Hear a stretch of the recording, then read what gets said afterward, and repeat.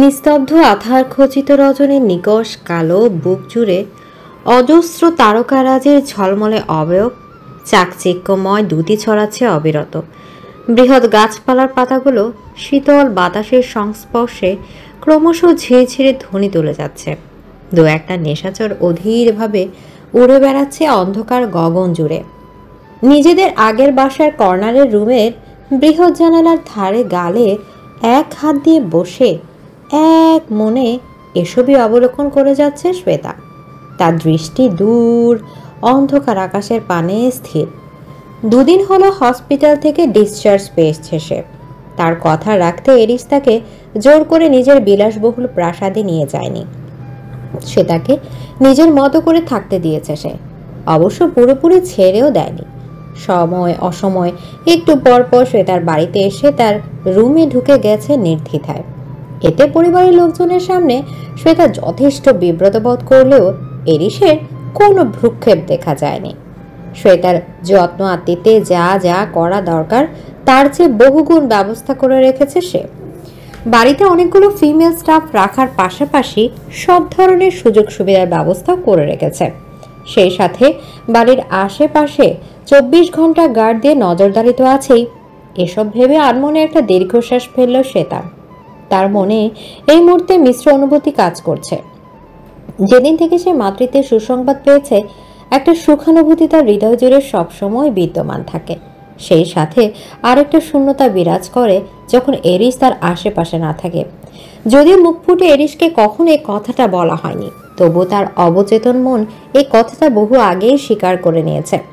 এরিস আশেপাশে থাকলে অজান্তে একটা ভরসার দেয়াল, একটা উষ্ণ সুখানুভূতি কাজ করে মনের ভেতর। না থাকলে অন্তরটা পড়ে, কিন্তু মুখে এই কথা সে কখনোই স্বীকার করতে চায় না। এই যেমন এই মুহূর্তে এরিসের অনুপস্থিতি তাকে পীড়া দিচ্ছে, অথচ নিজের মনের বিরুদ্ধে গিয়েও প্রতিনিয়ত সেটার বিরোধিতা করেই যাচ্ছে সে। টুং মেসেজের তীক্ষ্ণ শব্দে শ্বেতার ঘোর ভেঙে যায়। দ্রুত জানালার কাছ থেকে উঠে গিয়ে বিছানা অবহেলিত হয়ে পড়ে থাকা ফোনটা হাতে তুলে নেয় সে। স্ক্রিনে এরিসের একটা মেসেজ জলজল করছে। দ্রুত ব্যালকনিতে আসো মাই ডিয়ার, কুইক। শ্বেতা একটা শুষ্ক ঢুক দিল। সে জানে আর একটা মিনিটও দেরি করলে এরিস সোজা তার রুমের ভেতরে চলে আসতেও দ্বিধা করবে না। তবুও সে মেসেজ টাইপ করলো। এই মুহূর্তে রাত 11:30 বাজে। এখন আমি বেলকনিতে গিয়ে কি করব? আমি আসতে বলেছি, তার মানে আসবে, ব্যাস। মোবাইল ফোন নামক ইলেকট্রনিক যন্ত্রের মধ্যে থেকেও এরিসের রাগের উত্তপ্ততা যেন অনুভব করতে পারছে না শ্বেতা। একটা শুষ্ক ঢোক গিলে আগে পিছু আর কিছু না ভেবে পরনে ঢিলে ঢালা স্কাই ব্লু রঙের আনারকলি স্যুটটা দুহাতে উঁচিয়ে ধরে সে অতি সন্তর্পণে ব্যালকনির উদ্দেশ্যে পা বাড়ালো। ব্যালকনি দিয়ে নিচে তাকাতে একটা স্কাই ব্লু রঙের মার্সিডিজ বেঞ্চ কারের সাথে এরিসকে হেলান দিয়ে দাঁড়িয়ে থাকতে দেখল শ্বেতা। পরনে সেই চিরচেনা getup, white full sleeve shirt, শার্টের উপরের দিকে কয়েকটি বোতাম খোলা, যার দরুন তার প্রশস্ত সুঠাম ও ফর্সা বুকের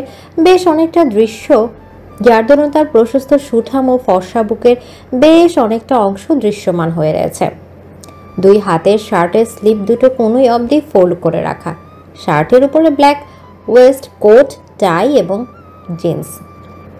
ব্ল্যাক স্যুটটা বাঁ হাতে পেঁচানো, কুইফ হেয়ার কাটে সিল্কি চুলগুলো উস্কো খুস্কো হয়ে এলোমেলো ভঙ্গিতে কিছুটা কপাল এবং ঘাড়ে ছড়িয়ে ছিটে রয়েছে। মুখ জুড়ে ক্লান্তির চাপ স্পষ্ট, অথচ শ্বেতার সাথে চোখোচোখি হওয়া মাত্র এরিসের নিষ্প্রাণ চোখ দুটোতে যেন সতেজতা ফিরে এলো। শ্বেতাও এক দৃষ্টিতে তাকিয়ে রইল এরিসের মুখপানে। এভাবেই দুজন কতক্ষণ তাকিয়ে রইল সেই হিসাব নেই। নীরবতা ভাঙল এরিসের বাঁকা হাসির ক্ষীণ আওয়াজে। বাম পাটা হাঁটু অব্দি ভেঙে ডান পায়ের সাথে টাকনো অব্দি জড়িয়ে কিছুটা উঁচু করে রেখে ঠোঁটের মাঝে সূক্ষ্ম হাসির রেখা বজায় রেখেই পকেট থেকে ফোন বের করে শ্বেতার নাম্বারে ডায়াল করে কানে ধরল সে। ফোনের ভাইব্রেট আওয়াজে শ্বেতার ঘোর ভাঙল যেন। তড়িঘড়ি করে এরিসের ফোন কল রিসিভ করতেই ওপাশ থেকে ভেসে এলো একটা গমগমে পুরুষালী হাস্কি কণ্ঠস্বর। How are you my beloved addiction? সেটা এক নজরে এরিসের দিকে তাকিয়ে দৃষ্টি নত করে মৃদু স্বরে জবাব দিল, আমি ভালো আছি, আপনি কেমন আছেন? ওপাশ থেকে শোনা গেল এরিসের দীর্ঘশ্বাসের আওয়াজ। ভালো তুমি থাকতে দিলে কই? প্রাসাদ ছাড়া করে রাত বেরোতে রাস্তায় রাস্তায় আমি ঘোরাচ্ছ তুমি, ঘুমোতে দিচ্ছ না ঠিক মতো। স্বপ্নে এসে বারবার হানা দিচ্ছ, কল্পনায় এসে বারবার হাতছাড়া দিয়ে ডাকছ নিজের কাছে আসার জন্য। এইভাবে কি ভালো থাকা যায় বলো এডিকশন? কোথায় স্বামীর বুকে মাথা রেখে ঘুমাবে তুমি? তা না করে কিভাবে আমাদের মাঝে দূরত্বের বন্ধন ছড়িয়ে দিলে? তাই আমি যেহেতু ভালো থাকবো না, তাই তোমাকে এবার শান্তিতে থাকতে দেই কি করে বলো তো? তাই তো প্রতি মুহূর্তে তোমাকে জ্বালাতন করতে ছুটে আসে। এরিসের প্রথম কথাগুলো শুনে শ্বেতার মনে খুব মায়া হলো। ইচ্ছে হলো একটিবার তাকে নিজের রুমে এনে থাকতে দেওয়ার জন্য, কিন্তু পরক্ষণে এরিসের শেষ কথাগুলো শুনে সে ভ্রু কুঁচকে বলল, আমাকে জ্বালাতে বুঝি আপনার খুব ভালো লাগে? এরিসের কারের সামনের অংশটার কাছে এগিয়ে গিয়ে তাতে ধপ করে বসে পড়ল। তারপর দাঁত দিয়ে ঠোঁট কামড়ে হেসে বলল, ভীষণ ভালো লাগে অ্যাডিকশন। ইউনো, জীবনের অন্তিম দিন পর্যন্ত আমার জ্বালাতন তোমায় সহ্য করে যেতে হবে। বলে শ্বেতার দিকে এক চোখ টিপ মেরে শব্দ করে প্রশান্তে হাসল এরিস। সেই হাসি হৃদয়ে ছুঁয়ে গেল শ্বেতার। সে মন্ত্রমুগ্ধের মতো তাকিয়ে রইল এরিসের টোল পড়া সুশ্রী হাসি মুখটির পানে। মুহূর্তে তার স্মৃতির পাতায় আবছা কিছু দৃশ্য ভেসে উঠল। তার হঠাৎ করে মনে হলো ঠিক এই রকম হাসি আর হাসির শব্দ সে যেন আগেও দেখেছে এবং শুনেছে। সেসব ভাবতে যেতেই মস্তিষ্কে বেশ চাপ পড়ল তার। শ্বেতা এক হাতে মাথা চেপে ধরতে এরিসের দৃষ্টিগোচর হলো দৃশ্যটা। এরিস দ্রুত গাড়ি থেকে নেমে কানে ফোন রেখে শ্বেতার উদ্দেশ্যে উত্তেজিত কণ্ঠে বলে উঠল, are you okay addiction? Is there anything wrong? Shweta ততক্ষণে নিজেকে কোনো মতে সামলে নিয়েছে। কয়েকবার জোরে জোরে শ্বাস নিয়ে নিজেকে সামলে নিয়ে সে বলে উঠল, আম অল রাইট এরিস, ডোন্ট ওয়ারি, কিন্তু আমি এখন রেস্ট নিতে চাই। এরিস নিজেকে ধাতস্থ করে বলল, ওকে ফাইন, অনেক রাত হয়েছে শ্বেতা, যাও এবার তুমি গিয়ে ঘুমিয়ে পড়ো। চিন্তা করো না, আমি সব সময় তোমার আশেপাশে আছি। দৃষ্টির আড়াল হলেই নাকি মনের আড়াল হয়ে যায়? দূরত্ব বাড়িয়ে দিলে নাকি দূরত্ব বাড়ে? অথচ আমার ক্ষেত্রে এমন কিছু কখনো হয়নি। তুমি আমার থেকে বহু দূরে চলে গেছো অ্যাডিকশন। তবুও এতটুকু বছরে তোমাকে আমার হৃদয় থেকে বিন্দু মাত্র সরিয়ে ফেলতে পারিনি আমি। হৃদয় জুড়ে বিষ কাটার মতো থেকে আমাকে ক্ষণে ক্ষণে যন্ত্রণা দিচ্ছ তুমি। এর শাস্তি তো তোমার প্রাপ্য। সেটা না হয় আমার কঠিন ভালোবাসা ভোগ করার মাধ্যমে তোমাকে দেব আমি। তোমার স্মৃতির পাতা থেকে মুছে গেছে আমি, বিস্মৃতির আড়ালে হারিয়ে অ্যারিস নামক সত্তাটা। তুমি ঘৃণিত যেন শত চেষ্টা করে তোমাকে ঘৃণা করতে পারি না আমি। তুমি শাস্তি দিতে গেলে বারংবার হৃদয় বিষাক্ত তীরের আঘাতের মতো ক্ষত বিক্ষত হয়ে আমি। এ কেমন ভাবেনি তুমি? কি জাদু করেছ আমার উপর? তোমার প্রতি আমি অন্যায় করেছি, শাস্তি দিয়েছি নিজের মনে পুষে রাখা ভুল মনোভাবের কারণে। এর জন্য জীবনের অন্তিম মুহূর্ত পর্যন্ত নিজেকে শাস্তি দিতে চাই আমি। পৃথিবীর সব শাস্তি মেনে নিতে পারলেও তোমাকে ছেড়ে দেওয়ার মতো ভয়াবহ শাস্তি আমি কোনোদিনও মেনে নিতে পারবো না। এর থেকে যে আমার মৃত্যু শ্রেয়। এদিকে এরিসের ডায়েরি উল্টে পাল্টে তার শত সহস্র লেখনের মধ্যে থেকে কয়েকটা লাইন পড়ে ডায়েরিটা বুকের সাথে চেপে ধরল শ্বেতা। হৃদয়ের অব্যক্ত অনুভূতিগুলো পর্বত সম আকার ধারণ করেছে যেন। ইতিমধ্যে ঘড়ির কাঁটা 12টার ঘর পেরিয়েছে। বিছানায় গা এলিয়ে দিয়ে চোখ দুটো বন্ধ করতে রাজ্যের ঘুম ঘনিয়ে এলো শ্বেতার দু চোখের পাথায়। একটা বৃহৎ পর্বতমালার কিনারা, ঘোর অমানিসায় নিমজ্জিত চারপাশ। আকাশ জুড়ে চেয়ে আছে ভয়ানক কালো মেঘের আস্তরণ। থেকে থেকে প্রবলভাবে বিদ্যুৎ চমকাচ্ছে। তীব্র হিমশীতল বাতাস প্রবাহিত হচ্ছে চারপাশ জুড়ে। তারই মধ্য থেকে শ্বেতা অসহায়ের মতো তীব্রভাবে চিৎকার করে যাচ্ছে। তার আর্তনাদ যেন মাথি ফুঁড়ে চলে যাবে এমন অবস্থা। অথচ তার আশেপাশে কেউ নেই।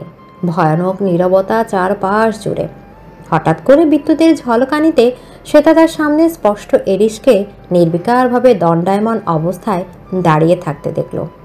অপর পাশে একটা ছোট্ট অজ্ঞাত শিশু দাঁড়িয়ে, যার মুখটা ভালো মতো দেখা যাচ্ছে না। অথচ শ্বেতার মনে হচ্ছে ছোট্ট শিশুটি তার অতি আপন কেউ।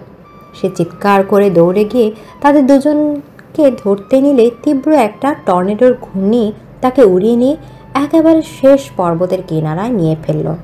শ্বেতা মাটি খামচে ধরে চিৎকার করে এই শ্বাসে অজ্ঞাত শিশুটিকে ডেকে চলেছে, কিন্তু সেই মুহূর্তে কেউ তার ডাকে সাড়া দিচ্ছে না।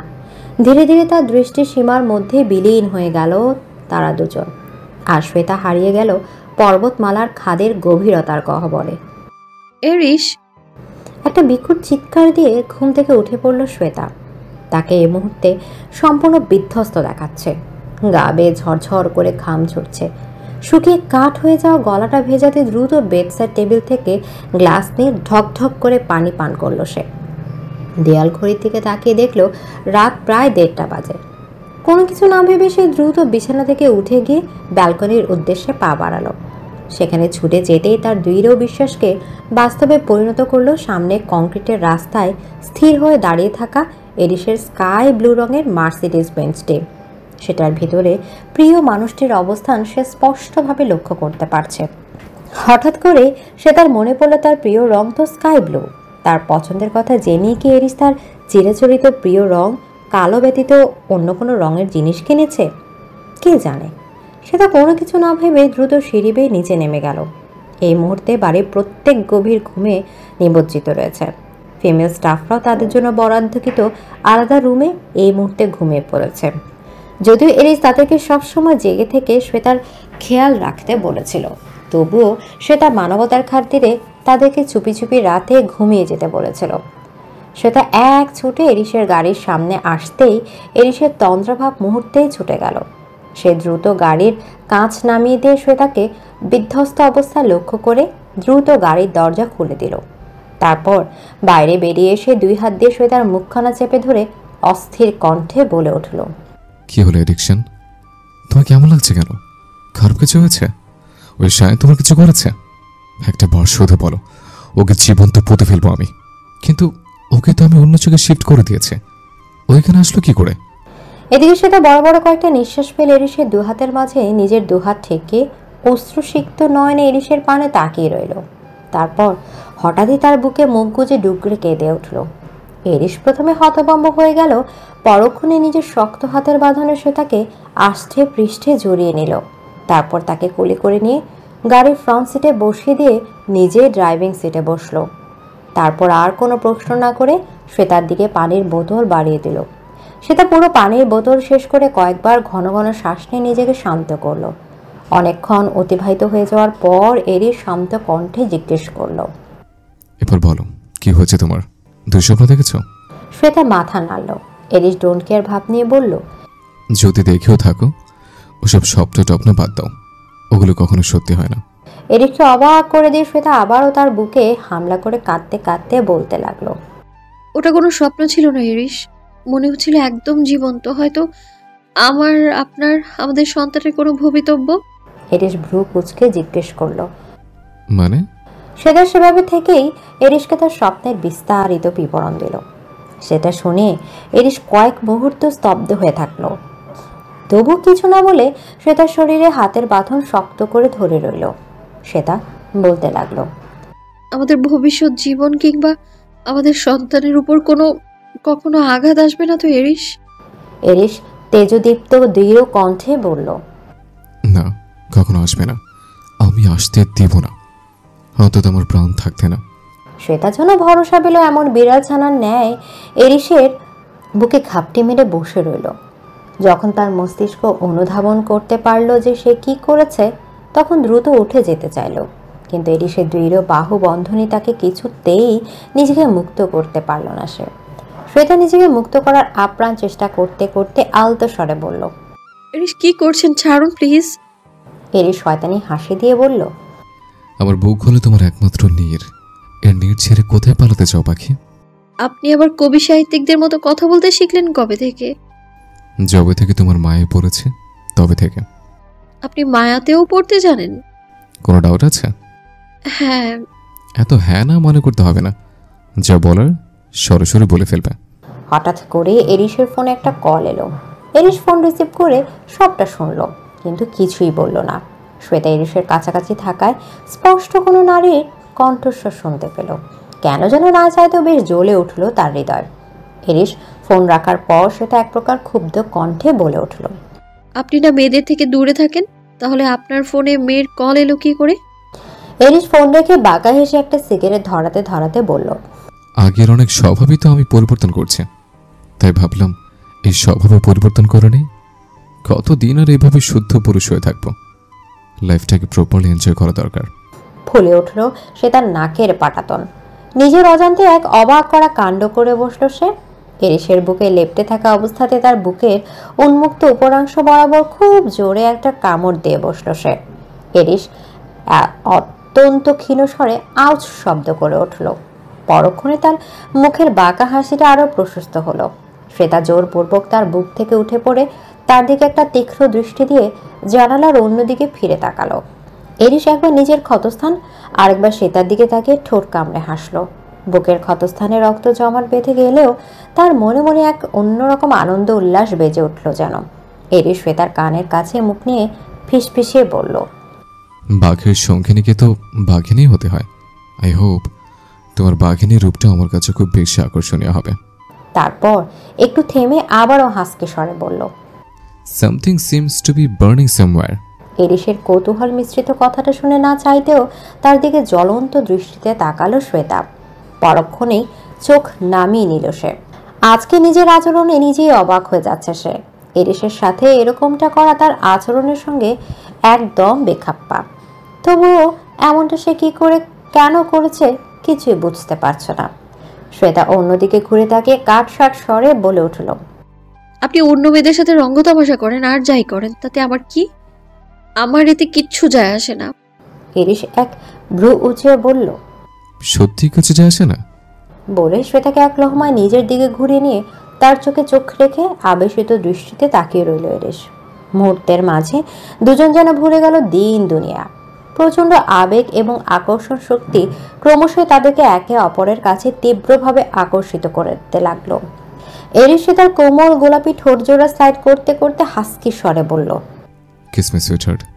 শ্বেতা দূরে সরে যেতে চাইলে এরিসা হাত দুটো শক্ত করে ধরে নিল। শ্বেতা গাল ফুলিয়ে অভিমানী কণ্ঠে বলে উঠল, আমি কেন আপনাকে চুমু খেতে যাব?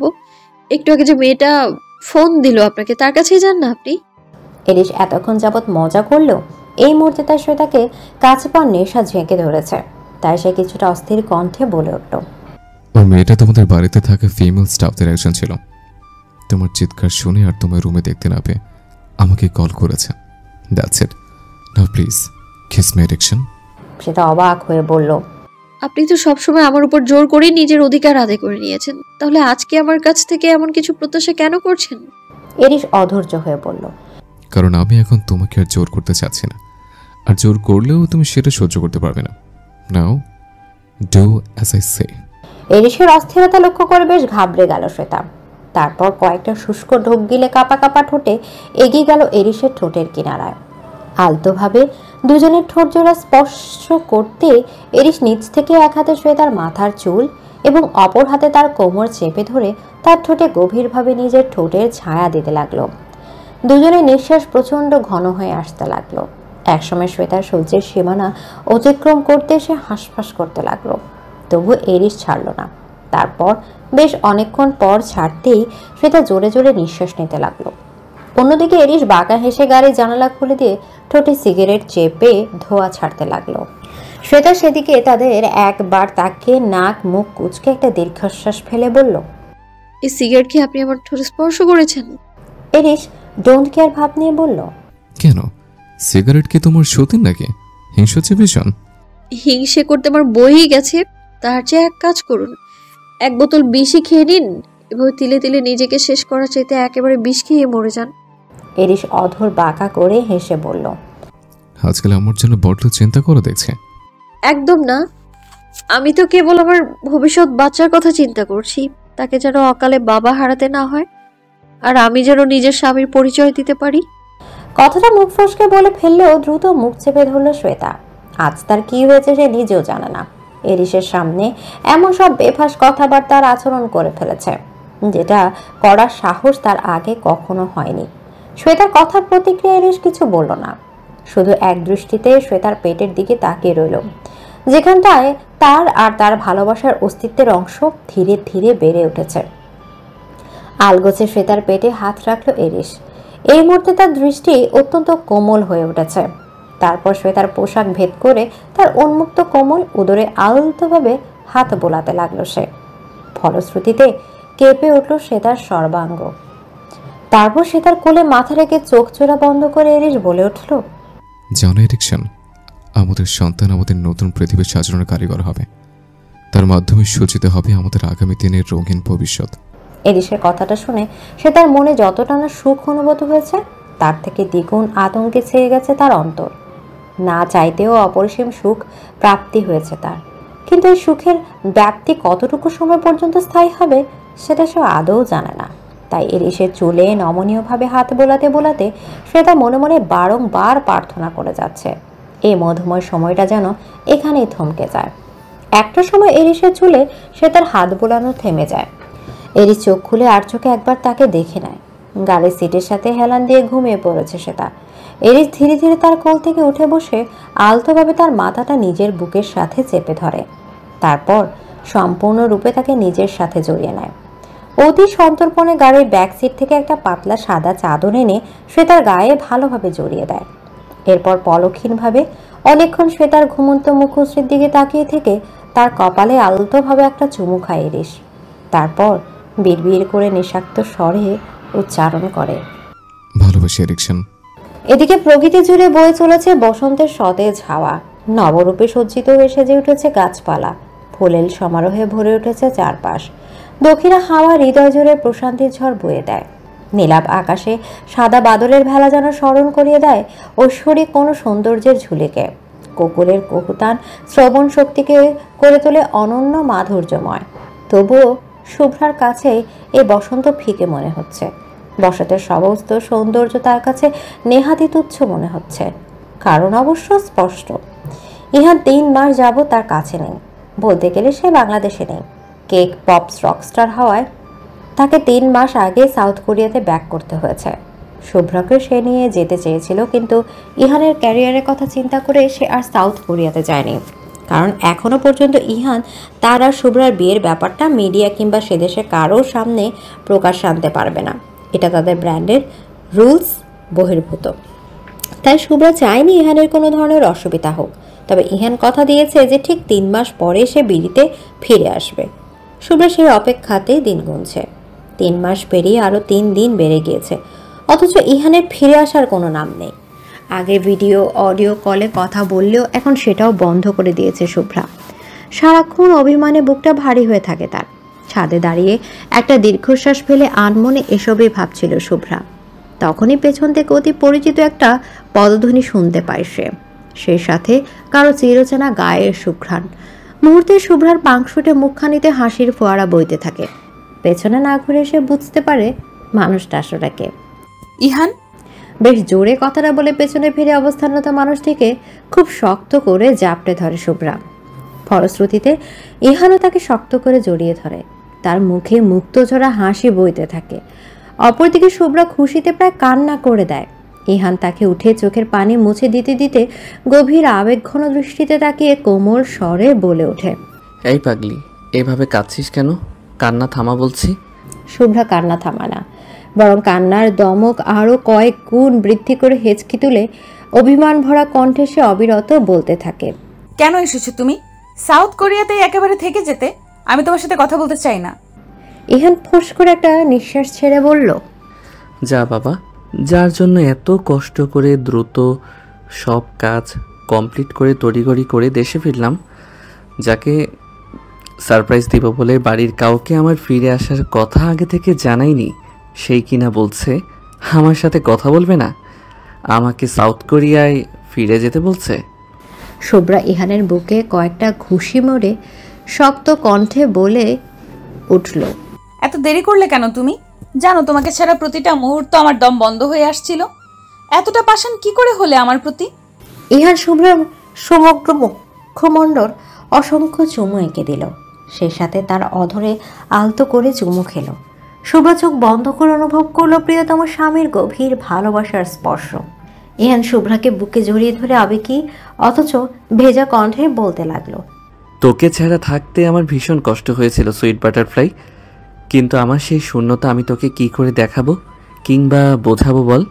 আমি যে প্রতি মুহূর্তে নিজের কাছে নিজেই দগ্ধ হয়েছি, কাউকে বোঝাতে পারিনি সেই কষ্ট, এমনকি তুই পড়বি বলে তোকেও বলতে পারিনি। শুভ্রা এক দৃষ্টি ইহানের দিকে তাকিয়ে রইল। ইহানও একইভাবে তাকিয়ে রইল। শুভ্রা চোখের পানি মুছে নিজেকে ধাতস্থ করে বলে উঠল, তুমি অনেক দূর থেকে জার্নি করে এসেছো, আর এসেই কিনা ছাদে আমার কাছে চলে এসেছো। যাও তাড়াতাড়ি ফ্রেশ হয়ে নাও, আমি তোমার জন্য রান্না বসাচ্ছি। তোমার প্রিয় গরুর মাংসের ঝাল বিরিয়ানি রান্না করব। কথাটা শুনে ইহানের মুহূর্তেই যেন প্রচণ্ড ক্ষুধা লেগে গেল। সে ব্যস্ত হয়ে বলে উঠল, তাড়াতাড়ি নিচে গিয়ে রান্না বসা। আহা, কতদিন হলো দেশীয় খাবার খাই না। শুভ্রা মুখ ঝামটা দিয়ে বলল, তা খাবে কেন? তুমি তো থাকো তোমার ওইসব ডায়েট ফায়েট নিয়ে। এবার দেশে যখন এসেছো তোমাকে একদম মোটা করে তুলবো, তখন দেখি তোমার টিম মেম্বাররা তোমায় দলে রাখে কি করে। বলে খিলখিল করে হাসতে লাগলো শুভ্রা। ইহান সে দৃষ্টির পানে অপলক তাকিয়ে রইল। তারপর শান্ত কণ্ঠে বলল, আজকে বিকেলে তোকে নিয়ে আমি ঘুরতে যাব, রেডি হয়ে থাকিস। খুব বেশি বিলাসবহুল জায়গায় না, প্রকৃতির অভয়ারণ্যে, যেখানে আমরা শান্তি পাবো, দুজন দুজনের সান্নিধ্যে থাকতে পারবো। নীল শাড়িতে নিজেকে সজ্জিত করছে শুভ্রা। লম্বা কালো চুলগুলো কোমর অবধি ছেড়ে দেয়া, কানের কাছে গুজে রাখা কাঠগোলাপ, চুলের মাঝে দেয়া বেলি ফুলের গাছরা, হালকা অর্নামেন্টসের সাথে হালকা প্রসাধনী সাজ। ব্যাস, এতেই অপরূপা সুন্দরী লাগছে তাকে। ইহান নীল পাঞ্জাবি পাজামা পরে হাতে ঘড়ি লাগাতে লাগাতে রুমে প্রবেশ করতেই শুভ্রার দিকে তাকিয়ে থমকে গেল। এমন না যে শুভ্রাকে শাড়িতে কখনো সে দেখেনি, কিন্তু নীল শাড়িতে শুভ্রাকে যেন স্বর্গের অপ্সরাদের মতো লাগছে। সে মুগ্ধ দৃষ্টিতে সেদিকেই তাকিয়ে রইল। অপরদিকে ড্রেসিং টেবিলের আয়নায় দিয়ে ইহানকে তার দিকে এভাবে এক দৃষ্টিতে তাকিয়ে থাকতে দেখে শুভ্রা লজ্জা পেল। এরপর আয়নার দিকে দৃষ্টি নিবদ্ধ রেখে বলল, এভাবে তাকিয়ে কি দেখছো? তোমাকে। ইহানের মুখে তুমি ডাক শুনে শিহরণ বয়ে গেল শুভ্রার দেহে। ইহান ঘোর লাগানো কণ্ঠে বলল, তোমাকে খুব সুন্দর লাগছে সুইট বাটারফ্লাই। শুভ্রা স্মিত হেসে বলল, আর তোমাকেও। ইহান শুভ্রার কাছাকাছি ঘেঁষে দুহাত দিয়ে তার কোমর জড়িয়ে ধরল, তার ঘাড়ে মুখ গুজে দিল। অদ্ভুত শিহরণে কেঁপে উঠল শুভ্রার সর্বাঙ্গ। অপরদিকে ইহানের স্পর্শ গভীর থেকে গভীরতর হতে লাগলো, হারিয়ে যেতে চাইল শুভ্রার মাঝে। কিন্তু পরক্ষণেই দেয়াল ঘড়ির কর্কশ আওয়াজে ধ্যান ভাঙল দুজনের। ইহান শুভ্রার কাছ থেকে সরে দাঁড়ালো। শুভ্রা ব্লাশ করতে করতে ইতস্তত করে বলল, আমাদের দেরি হয়ে যাচ্ছে ইহান, বেরোতে হবে এবার। শহরতলি থেকে কিছুটা দূরে প্রাকৃতিক অভয়ারণ্য একটা সুন্দর ইকো পার্ক বানানো হয়েছে। বিভিন্ন প্রজাতির পশু পাখি থেকে শুরু করে বিভিন্ন প্রজাতির গাছপালা, কৃত্রিম লেক, সব কিছুর উপস্থিতি রয়েছে সেখানে। সেই সাথে ঘুরে বেড়াচ্ছে অনেক প্রেমিক যুগল এবং অসংখ্য মানুষ। ইহান আর শুভ্রার অবশ্য সেদিকে খেয়াল নেই। তারা নিজেদের মতো করে কৃত্রিম লেকে বোটে করে আনন্দ উদযাপনে ব্যস্ত। ইহান যে একজন সেলিব্রিটি সে কথা যেন সে বেমালুম ভুলে গেছে। সাধারণ মানুষের মতো করে স্ত্রীর সঙ্গে খুনসুটিতে মেতে উঠেছে সে। দুজন লেকের পানি একে অপর দিকে ছিটাতে ছিটাতে খিলখিল করে হাসতে থাকে। তাদের হাসি প্রতিধ্বনিত হতে থাকে সর্বত্র। এভাবে সারাটা দিন প্রচণ্ড আনন্দ উল্লাসে কাটিয়ে সন্ধ্যের আগে বাড়ি ফেরার তাগাদা অনুভব করে দুজন। আজকে শুভ্রার কথা মতো ইহান সব রকমের স্ট্রিট ফুড খেয়েছে। মেয়েটা নিজের পেট খারাপ করার পাশাপাশি ইহানেরটাও করাবে বলে স্থির প্রতিজ্ঞাবদ্ধ হয়েছে যেন। হাতে একগুচ্ছ গোলাপের তোড়া নিয়ে ইহান আর শুভ্রা হাসতে হাসতে রিকশার উদ্দেশ্যে রাস্তা দিয়ে হেঁটে যাচ্ছিল। যদিও ইহানের গাড়ি রয়েছে, তবুও শুভ্রার ইচ্ছে সে রিকশাতে করে বাড়ি ফিরবে। অগত্যা ইহানকেও তার সাথে তাল মেলাতে হয়। অপ্রত্যাশিত ঘটনাগুলো ঘটল ঠিক তখনই। সামনে এসে দাঁড়ালো সোনালিকা আর রোহান। দুজন পাশাপাশি হাত ধরে এগিয়ে আসছিল। দুজনের চাল চলনে ঘনিষ্ঠ ভাব স্পষ্ট। ইহান আর শুভ্রাকে দেখে তারও থমকে দাঁড়ালো। সোনালিকা ইহান আর শুভ্রাকে ভালোভাবে লক্ষ্য করে তীর্যক হেসে বলল, এত হাসাহাসি করছো কেন দুজনে? খুব সুখী মনে হচ্ছে। ম্যারিড কাপল নাকি তোমরা? শুভ্রার হাতটা শক্ত করে ধরে তার হয়ে ইহান জবাব দিল, হ্যাঁ, আমরা ম্যারিড কাপল, আর আমরা একে অপরকে পেয়ে ভীষণ খুশি বলে এত হাসাহাসি করছি। আর তাই তোমার আমাদের এত সুখী মনে হচ্ছে। বাস্তবিক অর্থে আমরা তাই, সত্যি আমরা হ্যাপি কাপল। বলে শুভ্রার দিকে আবেগী নজরে তাকালো ইহান। শুভ্রাও তাই করল। তাদের দুজনকে এত সুখ দেখে গা জ্বলে উঠল সোনালিকা আর রেহানের। রোহান তাচ্ছিল্য করে ইহানের উদ্দেশ্যে বলে উঠল, হ্যাঁ, তা তো তোরা সুখী হবি। বিয়ের দিন অন্যের হবু স্ত্রীকে কেড়ে নিয়ে বিয়ে করতে চেয়েছিলি তুই, লজ্জা থাকা উচিত তোর।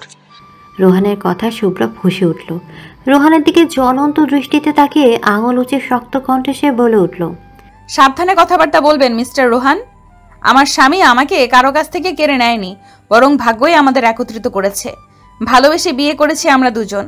কেড়ে তো নিতে চেয়েছিলেন আপনি। নির্লজ্জের মতো আমার মতামতের গুরুত্ব না নিয়ে বিয়ে করতে চেয়েছিলেন আমায়। শুভ্রার অপমানজনক কথা শুনে রোহানের গা জ্বলে উঠল। শুভ্রার দিকে কটমট দৃষ্টিতে তাকিয়ে থেকে হাত মুষ্টিবদ্ধ করল সে। সোনালিকা ইহানের উদ্দেশ্যে বলে উঠল, এই থার্ড ক্লাস মেয়ের জন্য তুমি আমাকে ছেড়ে দিয়েছো Ihan. I can't believe it. Sonalika কথাটা শেষ করার আগেই ইহান প্রচণ্ড জোরে একটা থাপ্পড় মারল তার গালে। সোনালিকা গালে হাত দিয়ে ঝট করে ইহানের পানে বিধ্বস্তত দৃষ্টিতে তাকিয়ে রইল। ইহান রাগে জল শক্ত করে ক্রুদ্ধ আওয়াজে বলতে লাগলো, মাইন্ড ইওর ল্যাঙ্গুয়েজ সোনালিকা, নিজের লিমিট ক্রস করো না একদম। আমার স্ত্রীর উদ্দেশ্যে আর একটা বাজে কথা বললেও আমি কিন্তু সহ্য করব না, জিভ টেনে ছিঁড়ে ফেলবো একদম। আজকে ওয়ার্নিং দিয়ে দিলাম তাই শুধু থাপ্পড় মেরেছি। নেক্সট টাইম এমন করলে কিন্তু একদম ছাড় পাবে না তুমি। আর কি যেন বলছিলে, আমার স্ত্রী থার্ড ক্লাস? তবে শুনে রাখো, তুমি একটা ছ্যাঁচড়া থার্ড ক্লাস মেয়ে যে সারাক্ষণ অন্যের পিছনে লেগে থাকো। আর কখনো যেন তোমাকে আমাদের সামনে না দেখি, তাহলে এর ফলাফল ভালো হবে না। বলে ইহান শুভ্রাকে নিয়ে দ্রুত সেখান থেকে প্রস্থান করল।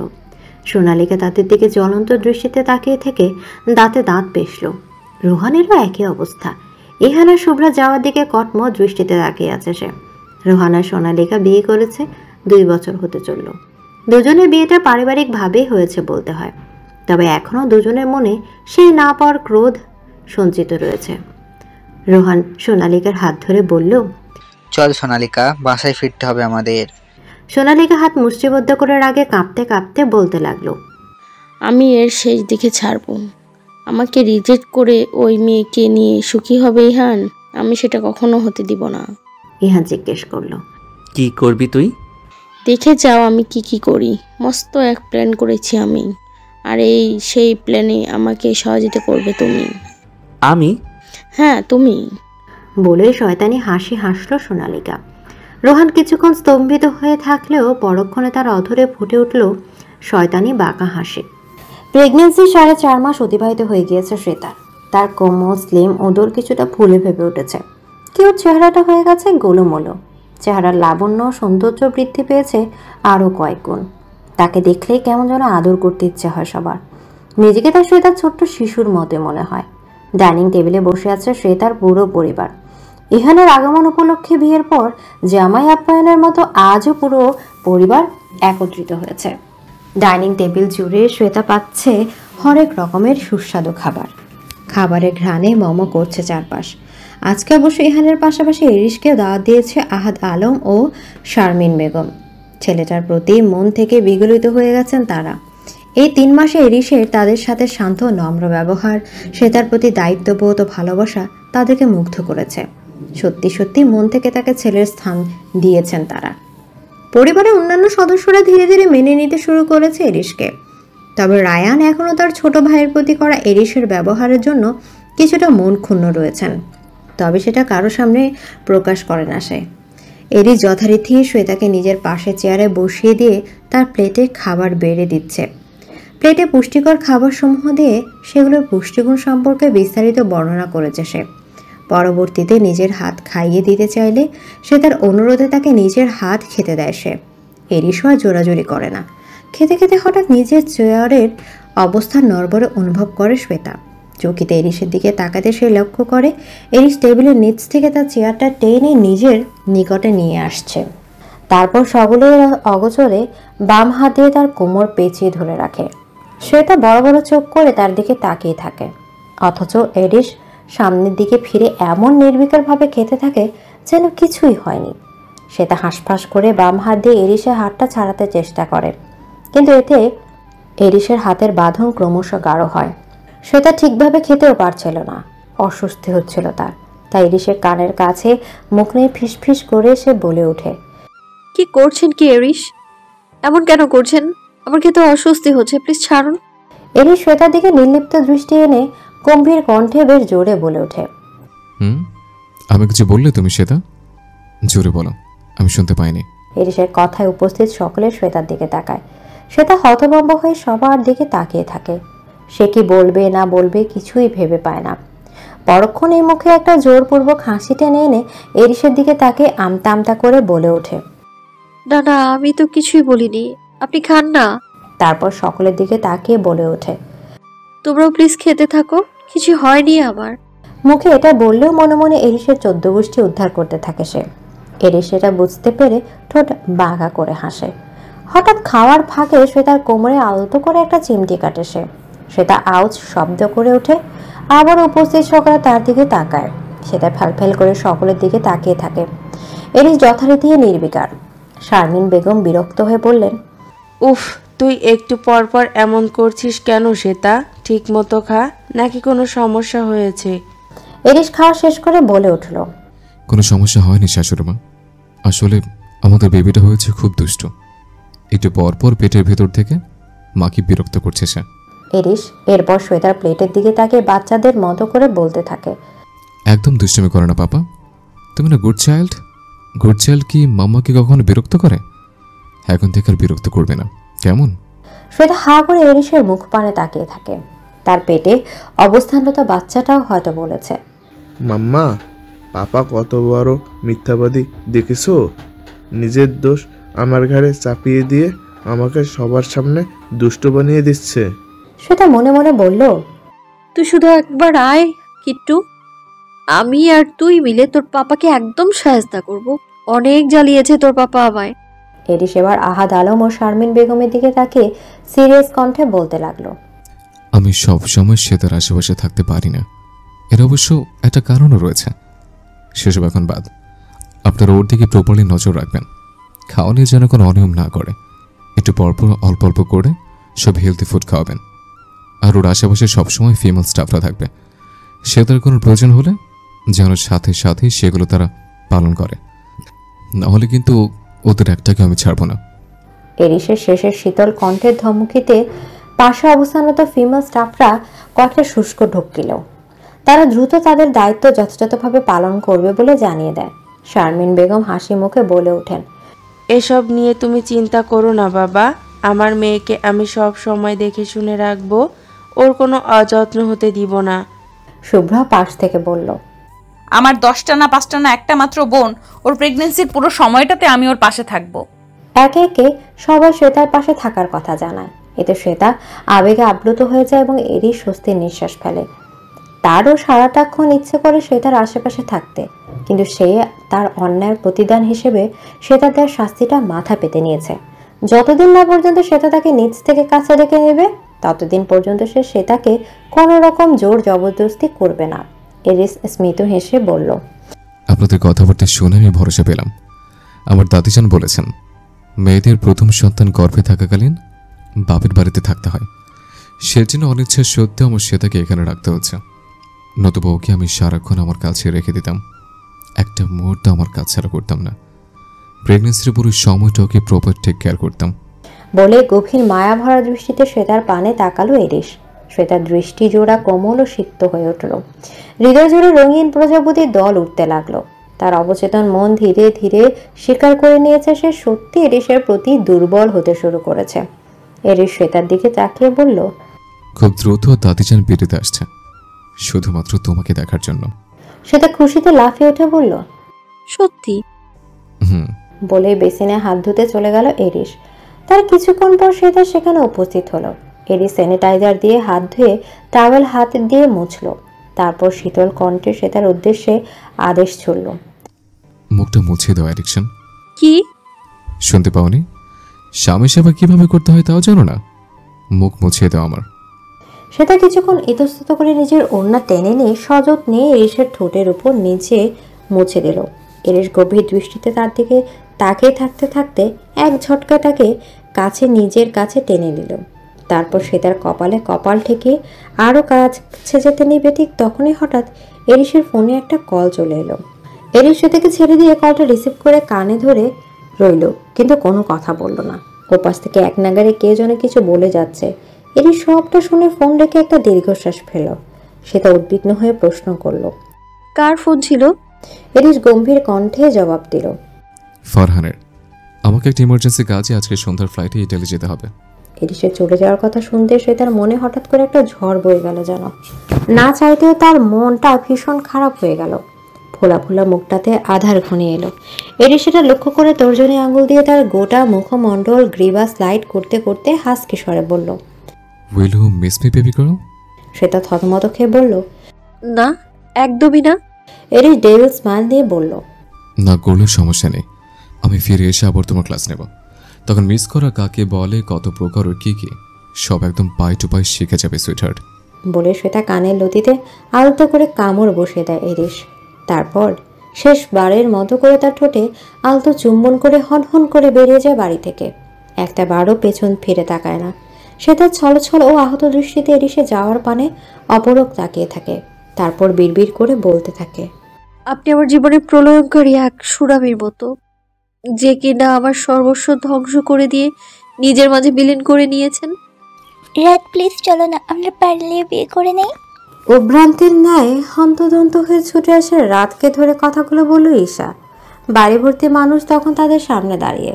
রাত হতবিহবল হয়ে ঈশার পানে তাকিয়ে রয়েছে, অথচ ঈশার অন্য কোনো দিকে কোনো ভ্রুক্ষেপ নাই। তার পরনে কাতান সিল্কের একটা দামি শাড়ি, শরীরের বিভিন্ন অঙ্গে শোভা পাচ্ছে দামি অলংকার। রাত ঈশাকে ধরে সোফায় বসিয়ে দিয়ে নিজে তার অপর পাশে বসলো। তারপর তার হাতে পানির গ্লাস ধরিয়ে বলতে লাগলো, রিল্যাক্স ঈশা, কাম ডাউন। এক্সাইটেড না হয়ে নিজেকে শান্ত করো, তারপর খুলে বলো কি হয়েছে। ঈশা ঢকঢক করে সম্পূর্ণ পানি শেষ করলো। উপস্থিত সকলে তার দিকে উৎসুক ও কৌতূহলী দৃষ্টিতে তাকিয়ে রয়েছে। ঈশা কয়েকবার জোরে জোরে শ্বাস নিয়ে নিজেকে শান্ত করে বলল, বাবা আমার বিয়ে অনলাইন ঠিক করে ফেলেছে রাত। আজকে তাই আমার দেখতে এসেছিল। আমি প্রতিবাদ করায় বাবা আমার গায়ে হাত পর্যন্ত তুলেছে। তারপর সুযোগ বুঝে আমি সেখান থেকে পালিয়ে এসেছি। ঈশা রাতকে জড়িয়ে ধরে কাতর কণ্ঠে বলতে লাগলো, প্লিজ রাত চল আমার বিয়ে করে ফেলি। বাবা কখন আমাদের এই সিদ্ধান্ত মেনে দেবে না। আমাকে তোমার থেকে আলাদা করে জোর করে অন্যত্র বিয়ে দিবে। রাতকে এবার বেশ অস্থির ও চিন্তিত দেখালো। সে অসহায় মুখে পরিবারের বাকি সদস্যদের উদ্দেশ্যে তাকিয়ে রইল। সালেহা বেগম ঈশার উদ্দেশ্যে বললেন, কিন্তু পিতামাতার সম্মতি ছাড়া তো বিয়ে জায়েজ হয় না মা। ঈশার অস্থির মুখে এবার বিষণ্ণতা চেপে বসল। আমিনুল আলম তার মাথায় হাত বুলিয়ে দিয়ে বললেন, চিন্তা করো না মা, দরকার হলে আমি নিজে গিয়ে তোমার বাবার সাথে কথা বলবো। ঈশা পিতৃতুল্য আমিনুল আলমকে জড়িয়ে ধরে কান্না মিশ্রিত কণ্ঠে বলে উঠল, আপনি বাবাকে চেনেন না আঙ্কেল? সে যা বলে তাই করে চড়ে। বাবা আপনার কথা শুনবে না। আমার আর রাতের বিয়ে সে হতে দেবে না। রাত ঈশার হাতে হাত রেখে ভরসার আশ্বাস দিয়ে বলল, আমার উপর ভরসা রাখো ঈশা, পৃথিবীর কোনো শক্তি তোমাকে আমার কাছ থেকে দূরে রাখতে পারবে না। আর সময় এখন পাল্টেছে। প্রাপ্তবয়স্ক মেয়েটার অনুমতি ব্যতীত তাকে জোর করে অন্যত্রে বিয়ে দেওয়া যায় না। আইন তোমার সাথে থাকবে। রাদের কথা ঈশা ভরসা পেল যেন। অপর হাত দিয়ে রাদের হাতখানি সে শক্ত করে চেপে ধরে বলল। পরিবারের অন্যান্য সদস্যরাও ঈশাকে যথেষ্ট সাপোর্ট করলো। ঈশাদের বিশাল দোতলা বাড়ির আলিশান ড্রয়িং রুমে সোফায় বসে রয়েছে আমিনুল আলম, সালেহা বেগম এবং রাত। সেন্টার টেবিলের অপর পাশে 12 কেজি মিষ্টির বক্স রেখে দিয়েছে তারা। তাদের সামনে গম্ভীর মুখে দণ্ডায়মান শাহরিয়ার আমান চৌধুরী, তার স্ত্রী চারুলতা আমান চৌধুরী, বড় ছেলে রাহাত আমান চৌধুরী এবং একমাত্র মেয়ে ঈশা ইয়ামিনা চৌধুরী। স্ত্রী ও পুত্রের দিকে একবার তাকিয়ে আমিনুল আলম বেশ নম্র কণ্ঠে বলে উঠলেন, মিস্টার শাহরিয়ার আমান চৌধুরী, আপনার কাছে আমি একটা প্রস্তাব রাখতে এসেছি। আশা করছি আপনি আশা নিরাশ করবেন না। কিসের প্রস্তাব? আপনার একমাত্র মেয়ে ঈশা ইয়ামিন চৌধুরীর সাথে আমার একমাত্র ছেলে রাহাত শাহমাদের বিয়ের প্রস্তাব নিয়ে এসেছি। কয়েক মুহূর্ত স্তব্ধ রইল অপরপক্ষ। শাহরিয়ার আমান চৌধুরীর ক্রুদ্ধ চেহারা কারোর এই দৃষ্টি অগোচর গেল না। তিনি দাঁতে দাঁত চেপে বললেন, আমার মেয়ের যে অন্যত্র বিয়ে ঠিক করে ফেলেছি সেটা কি আপনারা জানেন না? আমিনুল আলম স্মিত হেসে জবাব দিলেন, সবই জানি, কিন্তু আমি যে আপনার মেয়ের অমতে তাকে অন্যত্র বিয়ে দিতে চাচ্ছেন সেটাও কিন্তু ঠিক নয়। এখন আপনার কাছ থেকে আমায় জানতে হবে আমার মেয়ের সাথে আমি কি করব না করব। আপনার মেয়ে, অবশ্যই আপনি সিদ্ধান্ত নেবেন তার সাথে কি করবেন কি করবেন না, তবে তার মতামতের বিরুদ্ধে কিছু করতে পারেন না আপনি। একটু থেমে আমিনুল আলম আবারও বলতে লাগলেন, আপনি তো ব্যবসায়ী মানুষ, আপনার সাথে একটা চুক্তি করলে কেমন হয়? শাহরিয়ার আরমান চৌধুরী ভ্রু কুঁচকে জিজ্ঞেস করলেন, কিসের চুক্তি? আমার ছেলে আপনার সমকক্ষ খোঁজ দিতে সর্বোচ্চ পরিশ্রম করবে।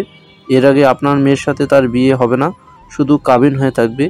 যেদিন আপনার ছেলে প্রতিষ্ঠিত হতে পারবে সেদিন আপনার মেয়েকে সে স্ত্রী হিসাবে নিজের ঘরে তুলে নেবে এবং আপনি তাকে বাধা দিতে পারবেন না। এই চুক্তিতে আপনি কি রাজি মিস্টার চৌধুরী? শাহরিয়ার আমান চৌধুরী একবার স্ত্রী পুত্র কন্যার দিকে দৃষ্টি বোলালেন, নিচু আওয়াজে কিছু সলা পরামর্শ করে নিলেন স্ত্রী পুত্রের সঙ্গে, তারপর ধরাজ গলায় বললেন, বেশ, তাই হবে। দুজনের কাবিন করিয়ে রাখা হবে। আর আপনার ছেলেকে আমি 2 বছরের সময় দিচ্ছি। এর মধ্যে সে তার প্রতিশ্রুতি পূরণ করতে ব্যর্থ হলে আমার মেয়েকে তৎক্ষণাৎ ডিভোর্স দিতে হবে। আমিনুল আলম স্ত্রী ও পুত্রের দিকে তাকালেন, দ্বিধান্বিত থাকলেও তার সম্মতি জানালো।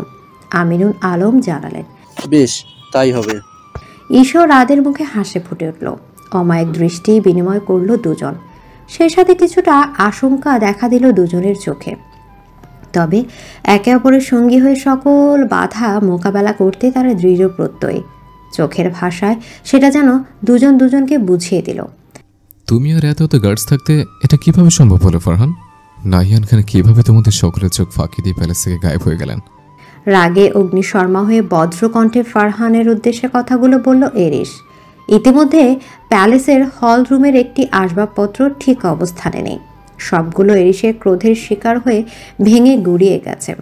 ফারহান এবং তার সামনে উপস্থিত সকল গার্ডস মাথা নিচু করে রইল। সকলে ভয়ে শুষ্ক ঢোক গিললেও ফারহান নিচু কণ্ঠে বলে উঠল, স্যার, আমার মনে হয় নাহিয়ান খানকে উদ্ধার করে নিয়ে গেছে। আর আমাদের মধ্যে কোনো গার্ডসে হয়তো বিশ্বাসঘাতকতা করেছে, তার মাধ্যমে হয়তো পরাশক্তি কেউ নাহিয়ান খানকে এখান থেকে বের করে নিয়ে গেছে। এরিস বহু কষ্টে নিজের রাগ নিয়ন্ত্রণ করতে চেষ্টা করছে। জোরে জোরে শ্বাস নিয়ে চোখ বন্ধ করে কপালে 2 আঙুল দিয়ে স্লাইড করতে করতে শীতল কণ্ঠে বলে উঠল, check the entire palace's CCTV footage. একটা গার্ড শুষ্ক ঢোক দিলে বলল, পুরো প্যালেসের সিসিটিভি ফুটেজ কে যেন ডিলিট করে দিয়েছে। এরিসের ক্রোধের সীমা এবার ছাড়িয়ে গেল যেন। প্রচণ্ড এক হুঙ্কার ছেড়ে সে উপস্থিত সকল গার্ডদের দিকে তাকিয়ে রইল। তারপর তীক্ষ্ণ দৃষ্টিতে পর্যবেক্ষণ করতে লাগলো সবাইকে। সকলে মাথা নিচু করে ভয়ে জুবুতুবু করে কাঁপতে লাগলো। এরিস ধীর গতিতে হাঁটতে হাঁটতে উপস্থিত শখানে গার্ডদের দিকে তীক্ষ্ণ দৃষ্টিতে নজর বোলাতে লাগলো। তারপর কোনো কথা ছাড়াই পিস্তল বের করে মাঝখানে সারির 7 জন গার্ডকে কোনো কথাবার্তা ছাড়াই শুট করে দিল। মুহূর্তেই প্রাণ পাখিগুলো বেরিয়ে গেল তাদের দেহ থেকে। উপস্থিত সকলে হতবিহ্বল হয়ে এই দৃশ্য পর্যবেক্ষণ করল। এরিস দাঁতে দাঁত চেপে শক্ত কণ্ঠে বলল, Traitors have no place in my empire. Farhan অনেক সাহস সঞ্চয় করে আমতা আমতা করে জিজ্ঞেস করলো, কিন্তু স্যার, আপনি কি করে জানলেন যে এরাই বিশ্বাসঘাতকতা করেছে? এরিস অগ্নি দৃষ্টিতে তার দিকে তাকাতে এসে দৃষ্টি নামিয়ে দিল। তারপর হিমশীতল কণ্ঠে বলল, বহু বছর অভিজ্ঞ চোখ আমার। চোরা চেহারার বডি ল্যাঙ্গুয়েজ দেখে নিশ্চিত হয়ে যেতে পারে তার ভেতরের কার্যকলাপ সম্বন্ধে। তারপর ফারহান সহ উপস্থিত সকলের উদ্দেশ্যে আদেশ ছুড়ল সে, 24 ঘন্টার মধ্যে মিস্টার নাহিয়ান খানকে আমি আমার প্যালেসে দেখতে চাই, আর ব্যতিক্রম হলে কাউকে রেহাই দেব না আমি। সকলে মাথা নত করে সম্মতি জানাতে এরিস গট করে দোতলার উদ্দেশ্যে চলে গেল। একটি অন্ধকারাচ্ছন্ন কক্ষ, বাতাসে কেমন একটা গুমোট গন্ধ ভেসে বেড়াচ্ছে। রুদ্ধশ্বাস করা অনুভূতিরা ঘিরে ধরতে চাইবে এমন একটা আবহাওয়া চারপাশ বিরাজমান। রুমটার ঠিক মাঝখানে একটা হলদে বর্ণের টিউবলাইট ঝোলানো, তার নিচেই একটা কাঠের হাতলওয়ালা চেয়ারে বন্দি অবস্থায় অচেতন হয়ে পড়ে রয়েছে শ্বেতা। তার হাত পা যথারীতি নাইলনের দড়ির শক্ত বাঁধনে বাঁধা, মুখটাও স্কচ টেপ দিয়ে আবদ্ধ, মাথাটা নিচের দিকে কিছুটা ঝুঁকে রয়েছে। বেশ কয়েক ঘন্টা যাবৎ এভাবেই অচেতন হয়ে পড়ে রয়েছে শ্বেতা। জ্ঞান ফেরার পরে ধীরে ধীরে পিটপিট করে চোখ খুলতেই নিজেকে এরকম একটা রুমে আবিষ্কার করে শিউরে উঠল সে। মুহূর্তে তীব্র একটা ভীতি তাকে মুহূর্তে গ্রাস করে ফেলল। সবার আগে তার চোখ গেল নিজের উদরের ভেতরে থাকা ছোট্ট প্রাণখানির দিকে। সাথে সাথে নিজেকে ছাড়াতে আপ্রাণ চেষ্টা করতে করতে ছটফট করতে লাগলো সে। হঠাৎ করে রুমের দরজা খুলে ভেতরে প্রবেশ করলো একজন পরিচারিকা। সোজা শ্বেতার সামনে দাঁড়ালো সে। শ্বেতার দিকে চিনতে একটু দেরি হলো না। সে হলো এরিসের ঠিক করে রাখা ফিমেল স্টাফদের মধ্যে একজন। তড়িৎ বেগে শ্বেতার কয়েক ঘন্টা আগের কাহিনী মনে পড়ে গেল। রুমে আরাম করে ঘুমাচ্ছিল শ্বেতা। গভীর ঘুমে নিজের অনাগত সন্তান এবং এরিসকে নিয়ে সুখ স্বপ্নে বিভোর হয়েছিল সে। ঘুমের মাঝে তার ঠোঁটের কোণে দৃশ্যমান হচ্ছিল একটা সূক্ষ্ম তৃপ্তির হাসি। তখনই হঠাৎ নিঃশব্দে তার রুমে কারো পদচারণা ঘটে। তারপরে তড়িৎ গতিতে একটা হাত রুমাল সহ শ্বেতার মুখ চেপে ধরে। তীব্র ক্লোরোফর্মের প্রভাবে কিছুক্ষণ ছটফট করে মুহূর্তেই অচেতন হয়ে পড়ে শ্বেতা। তারপর তার আর কিছু মনে নেই। ফিমেল স্টাফটির নাম রিনি। শ্বেতার সামনে কেমন ভয়ার্থ এবং অপরাধী মুখে দণ্ডায়মান সে। শ্বেতা খানিকটা কৌতূহল এবং ঘৃণা ভরা দৃষ্টিতে তার দিকে তাকিয়ে রইল। রিনি শ্বেতার মুখের বাঁধন খুলে দিয়ে হাত কচলাতে কচলাতে মাথা নিচু করে অপরাধী কণ্ঠে বলতে লাগলো, আমায় মাফ করবেন ম্যাম, কিন্তু আমি অস্ত্রের মুখে জিম্মি হয়ে এমনটা করতে বাধ্য হয়েছি। শ্বেতা সুচারু দৃষ্টিতে তার দিকে তাকিয়ে জিজ্ঞেস করলো, বলো কে তোমায় এসব করতে বলেছে এবং কেন? সেটা আমি বলতে পারবো না ম্যাম। এরিস জানতে পারলে তোমায় ছাড়বে না, একদম জানে মেরে ফেলবে। আর যে তোমায় দিয়ে এসব করাচ্ছে তাকেও সে ছাড়বে না। কে কাকে ছাড়বে না শুনি? হঠাৎ করে একটি গমগমে পুরুষালী কণ্ঠে ভাঙা ভাঙা বাংলায় কথাটি বলে উঠল এক আগন্তুক পুরুষ। শ্বেতা এবং রিনি উভয় দৃষ্টি ফিরিয়ে তার দিকে তাকালো। অন্ধকার ভেদ করে ধীরে ধীরে শ্বেতার সামনে দণ্ডায়মান হলো আলেসান্দ্রো কার্লো। তার পেছনে পেছনে আরও 6-7 জন কালো পোশাক এবং অস্ত্রধারী গার্ড এগিয়ে এসছে। শ্বেতা কখনো সামনাসামনি আলেসান্দ্রো কার্লোকে দেখেনি বলে তার দিকে ফ্যাল ফ্যাল করে তাকিয়ে রইল। আলেসান্দ্রো শ্বেতার কাছে এগিয়ে এসে তার চুলের মুঠি শক্ত করে ধরে দাঁতে দাঁত চেপে ক্রুদ্ধ কণ্ঠে বলতে লাগলো, তোমার স্বামীর সাথে আমার বহু পুরানো হিসাব নিকাশ বাকি রয়েছে, সেসব তো চুকাতে হবে তাকে, তাই না? আর তার মাধ্যম হচ্ছ তুমি। কান টানলে যেমন মাথা আসে, তেমনি তোমায় নিয়ে আসার পর এরিস নিজের থেকেই আমার কাছে ধরা দেবে। শ্বেতা আলেসান্দ্রোর ব্যাপারে বিস্তারিত না জানলেও এতটুকু বুঝতে পেরেছে যে সে এরিসের শত্রু এবং তার অনাগত সন্তানের জন্য হুমকি স্বরূপ। তবু সে দমে না গিয়ে দাঁতে দাঁত চেপে কঠোর কণ্ঠে বলল, কাপুরুষেরাই সবসময় পেছন থেকে আঘাত করে। আপনি এরিসের সাথে সামনাসামনি পারেননি বলেই তার দুর্বলতায় আঘাত করে তাকে কাবু করতে চাইছেন। আপনি একটা কাপুরুষ। তবে চিন্তা করবেন না, আমার স্বামী এরিস ঠিকই আপনাকে আপনার উত্তম প্রতিদান দিয়ে দেবে। কথাগুলো শেষ করার সাথে সাথে আলেসান্দ্রো কার্লো প্রচণ্ড রেগে গিয়ে শ্বেতার গালে পরপর দুটো শক্ত থাপ্পড় মারল। সে তার মুখ থুবড়ে অন্যদিকে ঘুরে গেল। তার ঠোঁটের কোনা ও নাকের এক পাশ দিয়ে রক্ত বেরোতে লাগলো। সে জোরে জোরে নিঃশ্বাস নিতে নিতে হাঁপাতে লাগলো। আলেসান্দ্রো কার্লো প্রচণ্ড রেগে গিয়ে তার গার্ডদের উদ্দেশ্য করে বলল, এই গুদাম ঘরের চারপাশে কেরোসিন ঢেলে আগুন জ্বালিয়ে দাও। এই মেয়েটাকে এখানেই জীবন্ত পুড়িয়ে মারতে চাই আমি। আলেসান্দ্রো কার্লোর কথাটা শুনে প্রচণ্ড ভয়ে কুঁকড়ে গেল শ্বেতা। তবে সেটা নিজের জন্য নয়, তার গর্ভের অনাগত সন্তানের জন্য। সে গর্জে উঠে বলতে লাগলো, কাপুরুষ আপনি। এরিসকে ভয় পাচ্ছেন বলেই এখনো তার সামনাসামনি হতে চাচ্ছেন না। আমাকে মেরে ফেলে পালিয়ে যেতে চাচ্ছেন। আলেসান্দ্রো কার্লো শ্বেতার দিকে ফিরে শয়তানি বাঁকা হেসে বলল, সে তুমি যাই ভাবো কিউট লেডি, আমি আমার সিদ্ধান্তে অটল থাকবো। তোমার ভাগ্য ভালো যে তোমার সাথে আমি উল্টা পাল্টা কিছু করিনি। হ্যাঁ, না হলে এই আলেসান্দ্রো কার্লো কোনো মেয়েকে ধরেছে অথচ ক্ষত বিক্ষত করেনি, এমন রেকর্ড কিন্তু নেই। আলেসান্দ্রো ইঙ্গিত বুঝতে পেরে শ্বেতার সমগ্র শরীর রাগ এবং ঘৃণায় ঘিন ঘিন করে উঠল। তবে আলেসান্দ্রো ঘুরে চলে যেতেই শ্বেতা ছটফট করে উঠে কাতর কণ্ঠে বলতে লাগলো, প্লিজ এমনটা করবেন না, আমাদের সাথে এমনটা করবেন না। এখানে শুধু আমি একা নই, আমার গর্ভে আমার অনাগত সন্তানও আছে। তার কথা ভেবে হলেও এমন নিষ্ঠুরতা প্রদর্শন করবেন না। কিন্তু কে শুনে কার কথা? আলেসান্দ্রো নির্দয়ের মতো করে হেঁটে গটগট করে বাইরে চলে যায়।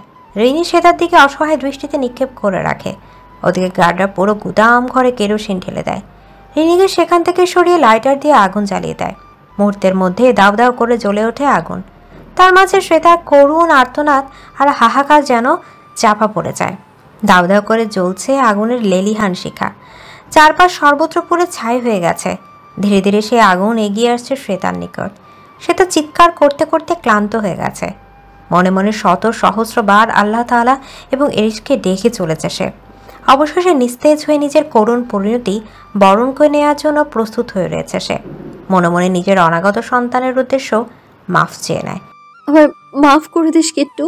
মাম্মা তোকে বাঁচাতে পারলো না, তোকে পৃথিবীর আলো দেখানোর সৌভাগ্য দিতে পারলো না। মাম্মার প্রতি রাগ করে থাকিস না কেমন? বিড়বিড় করে কথাগুলো বলার পর শ্বেতা দুচোখ বেয়ে দু ফোঁটা নোনা জল দুই গাল বেয়ে গড়িয়ে পড়ে। তবে তার দৃষ্টিশক্তি ঝাপসা হয়ে যাওয়ার আগে নিস্তেজ চোখে আগুনের ভেতর দিয়ে সে কাউকে ছুটে আসতে দেখে তার নিকট। খুব চেষ্টা করেও চোখ দুটো খুলে রাখা সম্ভব হয় না তার পক্ষে। তবে অনুভব করতে পারে একটা দৃঢ় চেতা পুরুষালী শরীর দ্রুত এসে তার শরীরকে আষ্টে পৃষ্ঠে আঁকড়ে ধরে। তারপর তার হাত পায়ের বাঁধন খুলে দিয়ে নিজের কোলে তুলে নেয়। শ্বেতা ঝাপসা দৃষ্টিতে পরখ করতে পারে তার অপ্রিয় প্রিয়তম পুরুষটিকে। মুহূর্তেই তার অধর কোণে লেপ্টে যায় বিজয়ের হাসি। এরিস দ্রুত শ্বেতাকে নিয়ে গুদাম ঘরের বাইরে চলে আসে। সেফটি জ্যাকেট পরলেও সেটি এই মুহূর্তে পুরোপুরি ক্ষয়প্রাপ্ত হয়ে গিয়েছে। পড়ে গিয়েছে শরীরের বিভিন্ন অংশ। তাতে তীব্র যন্ত্রণা অনুভূত হলেও সেটাকে পাত্তা দেয় না সে।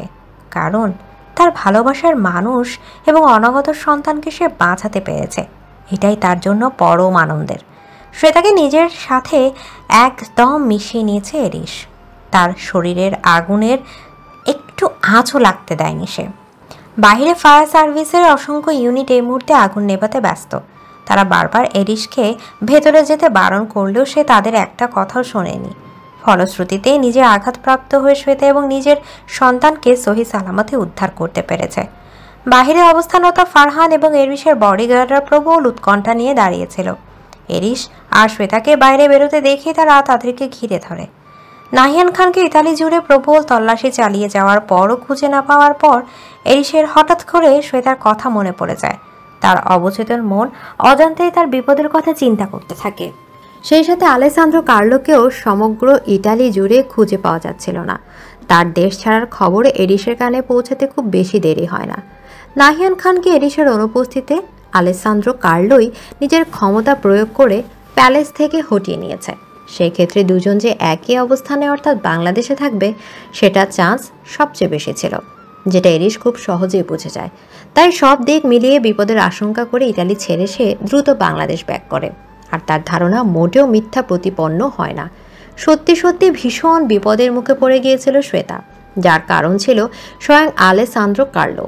তাকে সে কিছুতেই ছাড়বে না, না ছাড়বে সে বিশ্বাসঘাতিনী রমণীকে। কিন্তু এই মুহূর্তে তার সমস্ত মনোযোগের কেন্দ্রবিন্দু হলো শ্বেতা। এরিসের কোলে নিস্তেজ হয়ে পড়ে রয়েছে শ্বেতা। তবে এখনও পুরোপুরি চেতনা হারায়নি সে, তবে ঠিকভাবে জাগ্রত থাকতে পারছে না। এরিস শ্বেতাকে উষ্ণ আলিঙ্গনে নিয়ে তার চোখে মুখে অজস্র চুমু খেতে থাকে। এরিসের চোখের বাঁধা ভাঙা অশ্রু শ্বেতাকে হতবিহবল করে দেয়। ঝাপসা দৃষ্টি মেলে সে এরিসের দিকে এক দৃষ্টিতে তাকিয়ে থাকে। অজান্তেই তার চোখের কোণ দিয়েও গড়িয়ে পড়ে কয়েক ফোঁটা উষ্ণ অশ্রু। ফারহান এগিয়ে এসে উদ্বিগ্ন কণ্ঠে এরিসের উদ্দেশ্যে বলল, আমাদের দ্রুত ম্যামকে হসপিটালে নিয়ে যেতে হবে স্যার, সেই সাথে আপনারও প্রপার ট্রিটমেন্ট দরকার। এদিকে এরিস মাথা নাড়িয়ে যেই মুহূর্তেই শ্বেতাকে গাড়িতে তুলতে যাবে তখনই একটা শক্তিশালী বুলেট বিদ্যুৎ বেগে এসে তীক্ষ্ণভাবে ঠিক তার বুকের বাম পাশের কিছুটা দূরে বুকের মধ্যেখানে গেঁথে যায়। সাথে সাথে প্রবল ঝটকা দিয়ে প্রকম্পিত হয়ে ওঠে এরিসের সমস্ত শরীর। ফারহান এবং গার্ডরা হতবিহবল হয়ে পড়ল পরক্ষণে নিজেদের বন্দুক তাক করে অজানা শত্রুর উদ্দেশ্যে। কিন্তু তাদের বিশৃঙ্খলা এবং উদ্ভ্রান্ত অবস্থার সুযোগ গ্রহণ করে সাথে সাথেই আরেকটা বুলেট এসে লাগে এরিসের পিঠে। মূলত সেটা শ্বেতার গায়ে লাগতো, কিন্তু এরিস তৎক্ষণাৎ উল্টো দিকে ঘুরে যাওয়ায় সেটা আর হয়নি। শ্বেতা এই অবস্থা পর্যবেক্ষণ করে গগন বিদারী এক আর্তনাদ করে ওঠে। এরিস নিস্তেজ হয়ে হাঁটু ভেঙে মাটিতে বসে পড়ে। রক্তে ভেসে যেতে থাকে পিচ ঢালা রাস্তা, তবুও সেটাকে শক্ত করে বুকে আগলে রাখে সে। গার্ডরা দুজনকে সুরক্ষিত করতে তাদের চারপাশ ঘিরে দাঁড়িয়ে থাকে। শ্বেতা এরিসের রক্তাক্ত স্থানগুলো ধরে হাউমাউ করে কাঁদতে থাকে। তার আহাজারি প্রতিধ্বনিত হতে থাকে সর্বত্র। মুহূর্তে গার্ডদের বাকি অংশ অজানা শত্রুর অবস্থান নিশ্চিত করে ফেলে। তাকে টেনে হিঁচড়ে এরিসের সামনে নিয়ে আসে। এরিস সেটাকে একপাশে বসিয়ে দিয়ে অতি কষ্টে পেছন ফিরে তাকিয়ে বজ্রাহত হয়ে যায় যেন। তার সামনে দণ্ডায়মান নাহিয়ান খান, স্বয়ং তার জন্মদাতা পিতা। নাহিয়ান খান যতই খারাপ হোক, সে নিজ হাতে এরিসের বিরুদ্ধে অস্ত্র ধারণ করবে। এরিস সেটা কখনো কল্পনাতেও ভাবতে পারেনি। তার দুচোখ এখনও তীব্র অবিশ্বাস ও আহত যন্ত্রণা খেলা করছে। অথচ নাহিয়ান খানের চোখে মুখে নেই কোনো অনুশোচনা, কষ্টের ছিটে ফোটা, আছে এক পৈশাচিক আত্মতৃপ্তি। গার্ডের দুই পাশ থেকে তাকে শক্ত করে ধরে রেখেছে। এরিসের মুখ বেয়ে রক্ত গড়িয়ে পড়ছে। ফারহান তাকে ধরে গাড়িতে উঠাতে চাইলেও সে ঝটকা মেরে তাকে দূরে সরিয়ে দেয়। তারপর নাহিয়ান খানের দিকে তাকে সে অতি কষ্টে উচ্চারণ করল, মিস্টার খান, আপনি এমনটা কি করে? বাকি কথা সম্পূর্ণ করতে পারল না এরিস। তার আগেই নাহিয়ান খান বেশ তেজ ভরা কণ্ঠ বলে উঠল, তুমি যদি তোমার জন্মদাতা পিতাকে বন্দি করে যন্ত্রণাদায়ক শাস্তি দিতে পারো, তবে আমি কেন তোমার বিরুদ্ধে অস্ত্র ধারণ করতে পারবো না, তোমায় আঘাত করতে পারবো না? আমি যা করছি তার জন্য আমার মনে বিন্দুমাত্র অনুশোচনা নেই। তোমাকে মৃত্যুর মুখে ঢেলে পড়তে দেখলে আমি সর্বোচ্চ শান্তি পাবো। এরিস সেই মুহূর্তে পাগলের মতো হাসতে লাগলো। তার হাসি প্রকম্পিত হতে লাগলো চারপাশ জুড়ে। নিষ্ঠুর এই দুনিয়াতে তার কাছে আজ সত্যি ভীষণ নিষ্ঠুর মনে হতে লাগলো। তবে কিছু বলল না সে তার কোলে আছড়ে পড়ে ঘন ঘন দীর্ঘশ্বাস ছাড়তে লাগলো। সে তার তীব্র আহাজারি আর তার কপাল বেয়ে গড়িয়ে পড়া অশ্রুকণাগুলো এরিসের চোখে মুখে পড়তে লাগলো। স্থির দৃষ্টিতে সেদিকে তাকিয়ে রইল। দৃষ্টি ক্রমশ ঝাপসা হয়ে যাচ্ছে তার। হৃদস্পন্দন ধীরে ধীরে গতি হারাচ্ছে। তবুও কাঁপা কাঁপা হাতে সে তার গাল আলতোভাবে স্পর্শ করে সে অতি কষ্টে উচ্চারণ করল, মৃত্যুর পরও যদি কখনো পুনর্জন্ম হয়, তাহলে সে জন্ম আমি শুধু তোমাকে চাই। আমার কাছ থেকে জীবন অথবা মরণে কোনো কালে তোমার মুক্তি নেই। I love you addiction, where is my addiction? কথাগুলো বলেই চোখ দুটো বন্ধ করে নিল এরিস। হাতটা ঢলে পড়ল মাটিতে। শ্বেতা তাকে ঝাঁকাতে ঝাঁকাতে চিৎকার করে বলে উঠল, দয়া করে চোখ খুলুন এরিস, কিচ্ছু হবে না আপনার। প্লিজ আমাদের ছেড়ে এইভাবে যাবেন না, বিশ্বাস করুন। নিঃশ্বাস রুদ্ধ হয়ে যাচ্ছে আমার। আমিও ভালোবাসি আপনাকে, ভীষণ ভালোবাসি এরিস, শুনতে পাচ্ছেন? আফসোস, সে তার কথাগুলো কর্ণগোচর হলো না এরিসের। শুনতে পেল না প্রিয়তমার মুখের ভালোবাসার স্বীকারোক্তি। সে তার সমস্ত শরীর মাখামাখি হয়ে যায় এরিসের তাজা রক্তে। সে তার হিমোফোবিয়া আছে, কিন্তু আজ যেন তার তীব্র যন্ত্রণার সম্মুখে রক্ত নিয়ে ভয় অতি তুচ্ছ অনুভূত হচ্ছে। এতক্ষণে অ্যাম্বুলেন্সে সেখানে এসে হাজির হয়েছে। এরিসকে উঠিয়ে নেওয়া হয়েছে সেটার বেডে। মুখে অক্সিজেন মাস্ক লাগিয়ে দেওয়া হয়েছে। উপস্থিত দুজন ডাক্তার সেখানে থেকে এরিসের দেহের গুলিগুলো বের করে ট্রিটমেন্ট করার কার্যক্রম শুরু করে দিয়েছে। শ্বেতা এরিসের পাশে বসে থেকে যন্ত্রণাদায়ক অবস্থাতেও তার হাত দুটো ধরে অগণিত অশ্রু বিসর্জন করে যাচ্ছে। সৃষ্টিকর্তার কাছে তার নিজের জীবনের বিনিময় হলেও এরিসের জীবন ভিক্ষা চাচ্ছে। এরিস আর তার সন্তান বেঁচে থাকুক, এটাই মনে প্রাণেই সে বাঁচায়। কিন্তু সৃষ্টিকর্তার পরিকল্পনা বোঝা কি আধো সাধারণ মানুষের পক্ষে সম্ভব? এটাই কি তবে ঝড়ের সমাপ্তি, নাকি প্রলয়ঙ্কারী ঝড়ের তাণ্ডব আর দ্বিগুণভাবে আঘাত হানার জন্য অপেক্ষা করছে? উত্তর জানা নেই শ্বেতার।